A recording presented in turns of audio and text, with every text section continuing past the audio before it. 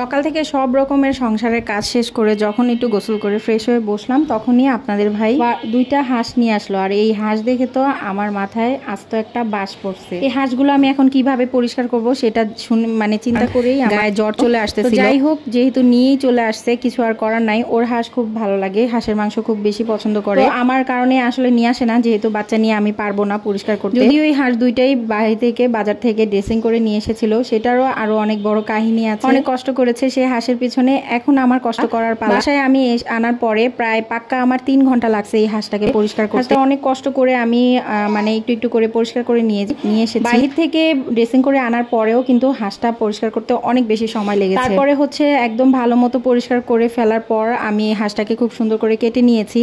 এটা পরিষ্কার করতে করতে আমার বেলা 5টা বেজে যায়। সেই দিন আর রান্না বান্না করার কোনো মুডই ছিল না। যেহেতু হাঁসের মাংস রান্না করতে অনেক বেশি সময় লাগে, তাই ভেবেছি যে আগামীকালকে রান্না করব। আমি এখন মোটামুটি একটা দুইটা ধোয়া দিয়ে হাঁসটাকে তুলে রেখে দিব, যেহেতু দুইটা হাঁস এখানে। ভালোই মশলা দিলে অনেকগুলো মাংস হয়েছিল। হাঁসের মাংসতে কিন্তু তেমন একটা মাংস থাকে না, হাড়ই বেশি হয়। তবে হাঁসটার মাংসগুলো এত সুন্দর ছিল, মাংস ছিল ভালো। হাঁসের মাংস রান্না করার জন্য আমি সকাল দিকেই হাঁসের মাংসগুলোকে বের করে নিয়েছিলাম।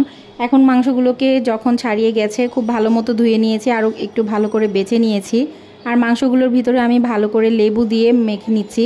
লেবু দিয়ে মেখে নিলে হাঁসের মধ্যে যে এক্সট্রা একটা গন্ধ থাকে সেটা কিন্তু থাকে না। আমি লেবু দিয়ে মেখে মোটামুটি 20 মিনিট থেকে 30 মিনিট আমি এটা একদম ভিজিয়ে মাখিয়ে রেখেছিলাম। লেবু দিয়ে মাখানোর কারণে হাঁসের থেকে একটা ব্যাড স্মেল সেটা কিন্তু একেবারেই থাকে না। এরপরে হচ্ছে আমি হাঁসের মাংসটাকে আজকে হাতে মেখে রান্না করব।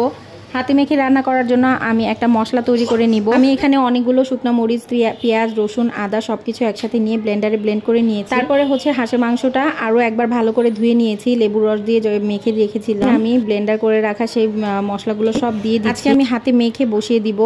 বসিয়ে দেওয়ার পরে কিন্তু তেমন কোনো কাজ নেই, জাস্ট কষিয়ে নিতে হবে। নাড়াচাড়া দিয়ে হচ্ছে হাঁসটাকে রান্না করে নিতে হবে। মাংস যখনই রান্না করি না কেন, আমি চেষ্টা করি একদম সাথে সাথে ব্লেন্ড করে দেওয়ার জন্য। হাতে বেটে দিলে তো আরও ভালো লাগে।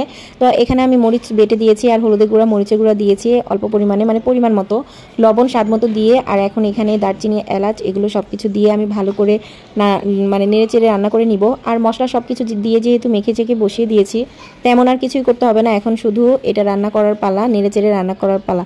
এখান থেকে খুব ভালো পানি বের হয়েছে, পানিটা শুকিয়ে নিব। তারপরে হচ্ছে পানি যে বের হয়েছে, ওই পানি দিয়ে আমি মাংসটাকে ভালো করে কষিয়ে নিয়েছি।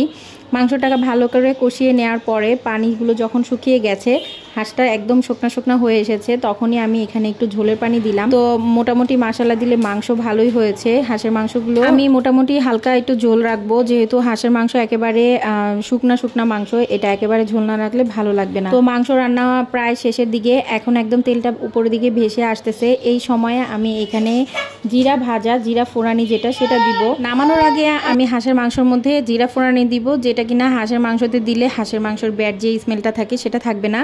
এখানে আমি আরও একটা জিনিস দিয়েছি, একদম 1 ফোঁটার মতো, জাস্ট 1 ফোঁটাই বলবো, 1 ফোঁটার মতো আমি এখানে কেওড়া জল অ্যাড করেছিলাম। কেওড়া জল যেটা বিরিয়ানির মধ্যে আমরা দিয়ে থাকি, সেটা 1 ফোঁটা, জাস্ট 1 ফোঁটা থেকেও একটু কম আমি দিয়েছি।